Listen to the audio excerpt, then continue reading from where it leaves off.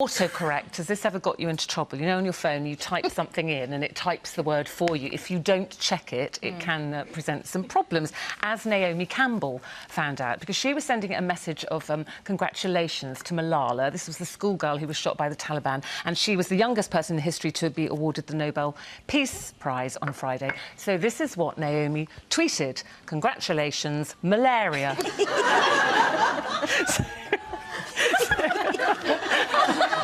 Woman's laughing in the audience, it's brilliant. But she's like you. You said, I can't help but laugh. You just go, oh, shame. But you can't help but laugh, can you? Oh, it is funny. I just think they're hysterical. I mean, there's a whole site, actually, on one of the Facebook or Twitter that's just dedicated to autocorrect mistakes.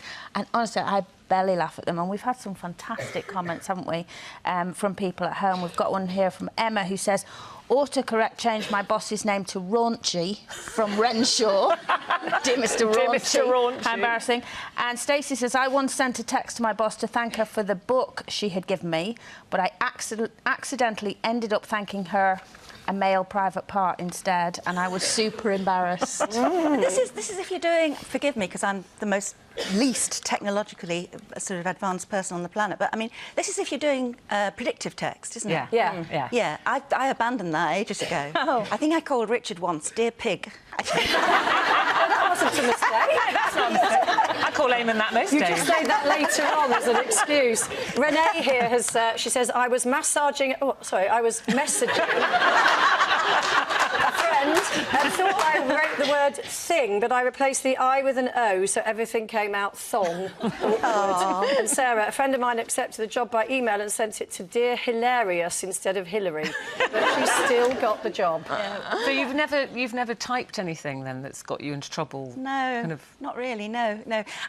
One thing that did happen, and this isn't the same thing at all. It's nothing to do with texting, but it was all about sort of listening to people on the phone. Once, I mean, when we were doing This Morning ages and ages ago, Richard gave me this lovely present. It was a Christmas present, and basically it was really sweet. It was like a little silver foil Trevi fountain with a few little coins in it. And what it was, I don't know, what the hell's this? And he said, well, basically, my present is a long weekend in Rome. Go and have a look at it. It's lovely, very nice. And then later on, people are always asking me, I'm sure they ask you as well, is Richard romantic? What's the most romantic thing he's ever done? Yeah. And I never can think of anything, actually. But I had this. This was soon after this weekend in Rome, so I explained, and all Trevi Fountain, and looking at... and she said, well, what did you do in Rome? I said, we're just sightseeing, you know, like everybody would. It was a sightseeing weekend. And later on, this was on the phone, later on the magazine came out, and I read the article, and it said, Judy says the most romantic thing Richard's ever done is giving her a cycling tour of Rome. And there you are. There they are. I say that'll be the Vatican. That's lovely. How romantic. I must say, I don't really understand the predictive texting. Whether I understand that it predicts, but does it predict words that you've used a lot, or does it do the same for everybody? Because when I thought, well, I'll just check this out, the Malala on Twitter. Didn't send it, obviously, and it came up as Masala. On yours. Not malaria. Maybe it depends on the type of phone. I don't really understand how it's set up. Yeah. Do you order a lot? Do you order a lot of masala? That's probably what it is. Too many masala takeaways on your phone. Yeah.